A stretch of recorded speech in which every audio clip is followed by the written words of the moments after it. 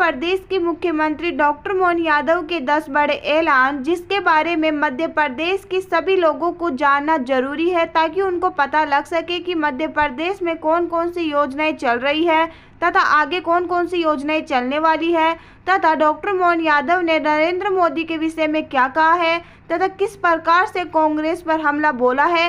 पूरी जानकारी आपको इस वीडियो के माध्यम से लाइव दिखाई गई है, जिसमें डॉक्टर मोहन यादव ने खुद कहा है।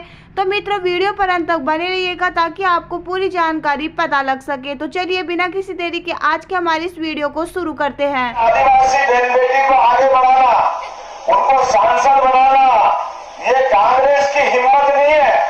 कांग्रेस हमेशा अपने घिसे घिसाए और घुटे घुटाए नेता को आगे करती है और उसको भी बेचारे को ऊपर कोई मौका देता नहीं, कोई मदद मिलती नहीं है।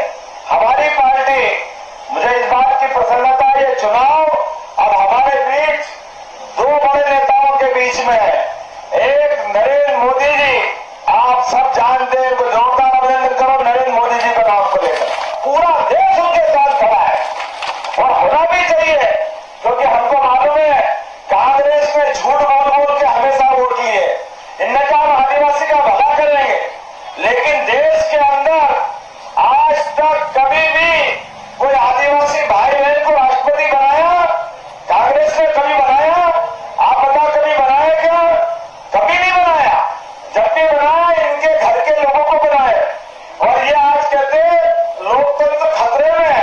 हाँ भैया, लोकतंत्र खतरे में है, क्योंकि लोकतंत्र का ठेका खाली आपके परिवार वालों ने ले लिया, दूसरे तो कोई है ही नहीं उसमें। अरे हमारे बेचारे राजा महाराजाओं ने, अंग्रेज जब गए तो सारे राजा महाराजाओं ने भी सबके साथ खड़े होकर के अपने अपने राज्य का विलीनीकरण करा। रतलाम के राजा ने अपना राज छोड़ा, झाबुआ के राजा ने अपना राज छोड़ा, सेलाना का भी राज था अलग से, भागने का सेलाना का, लेकिन सेलाना के राजा ने भी राज छोड़ा और जनता की सरकार बनी। लेकिन जनता की सरकार बनने के बाद भी कांग्रेस ने एक परिवार को ठेका दे दिया। एक ही परिवार में से प्रधानमंत्री बनेगा। कौन कौन बनेंगे? 5-5 पीढ़ी आ गई, जैसे राजा महाराजा का हिसाब हो गया। आप अंदाज लगा लो, ये कह रहे अभी हाल पप्पू जी कि हम गरीबी दूर कर देंगे। वाह भैया, तुम गरीबी दूर कर दोगे? कितना झूठ बोलोगे? गरीबी दूर करने के लिए गरीबी का दर तो मालूम नहीं है, लेकिन झूठ बोल रहे हैं।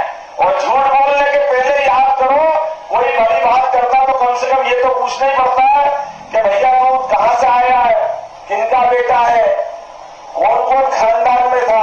ऐसे हम पूछते कि नहीं पूछते हैं?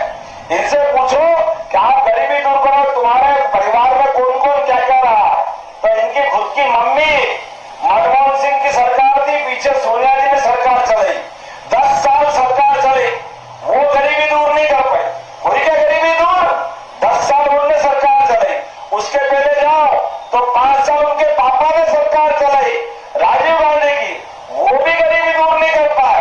उसके पहले जाओ तो 17 साल उनकी दादी ने सरकार चलाई, वो भी गरीबी दूर नहीं कर पाए। उसके और पीछे जाओ, 18 साल इनके नाना जी की सरकार चली, उनसे भी गरीबी दूर नहीं हुई। अरे 60 साल तुम्हारी सरकार चली भैया, और तुम गरीबी दूर नहीं कर पाए। मजाक करते गरीबों का, झूठ बोलते हो, ऐसे लोगों को बर्दाश्त नहीं करेंगे। ये नरेंद्र मोदी है, जो कहते हैं वो करके दिखाते हैं। इसलिए कहा गया है मोदी के लिए कि मोदी है तो जो कहते हैं वो करके दिखाते हैं। अब करके कैसे दिखाते हैं? गरीबी दूर बोलने से नहीं होती है। गरीबी दूर गरीबों के घर पे जो डाका डाल करके आपने अनाप शनाप पैसा कमा के ढेर लगा लिया। और मोदी ने कहा था कि ना खाऊंगा ना खाने दूंगा। इसलिए हिसाब लगाओ, एक भी व्यक्ति आज जो कांग्रेस के बड़े बड़े नेता है, सब जमानत पे है, कोई भी आदमी बिना जमानत के नहीं है। सबकी सब कोर्ट में केस चल रहा है। अब इनके सबको लग रहा है डर कि अभी तो कोर्ट में केस चल रहा है, कल सजा होगी, तो क्यों नहीं होना चाहिए? अगर कोई आम आदमी गलत करे तो पुलिस रिपोर्ट करके बंद करती कि नहीं करती? उसको होता कि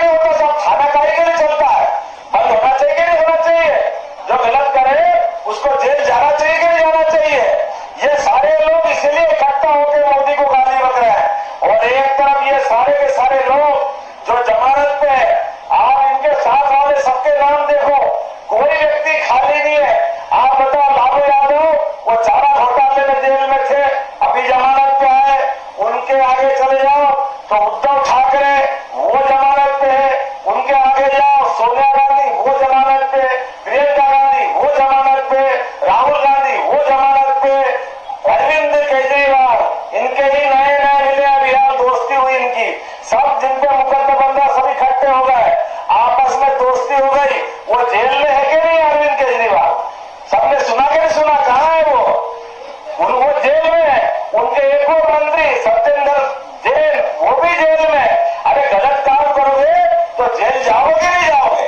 खाली आम आदमी जाएगा, किसान आदमी जाएगा, बड़ा आदमी नहीं जाएगा। मोदी ने कहा है ना खाऊंगा ना खाने।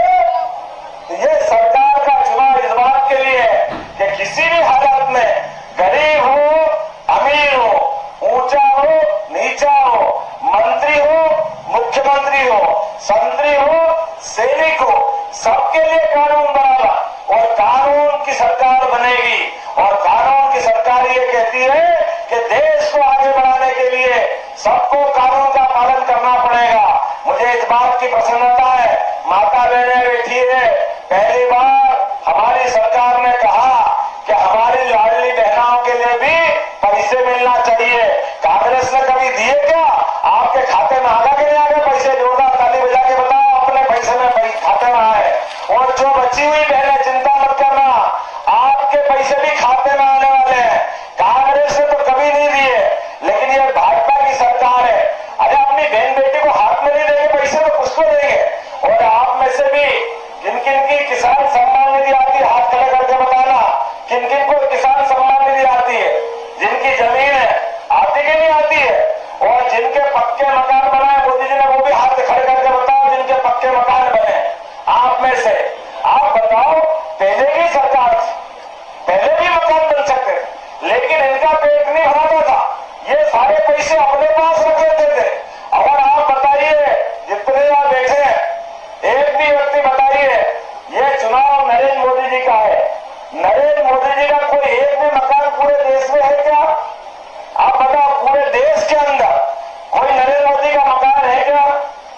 कोई नरेंद्र मोदी की दुकान है क्या? उनका कोई बाल बच्चा अपने बीच में घूम रहा क्या? यशस्वी प्रधानमंत्री जो खुद के लिए नहीं जीते वो हमारे लिए जीते, ये हमारे सबके लिए सौभाग्य की बात है, जीवन भर के लिए बात। उनका जीवन में हमारे लिए प्रधानमंत्री बनना ये हमारे लिए उनका आशीर्वाद है। उनको स्वयं को क्या चाहिए? ना अपने किसी प्रकार का मोह ना माया, लेकिन देश के प्रत्येक गरीब आदमी का जीवन में उसका जीवन अच्छा हो जाए। 24 घंटे इस बात की चिंता करते हैं।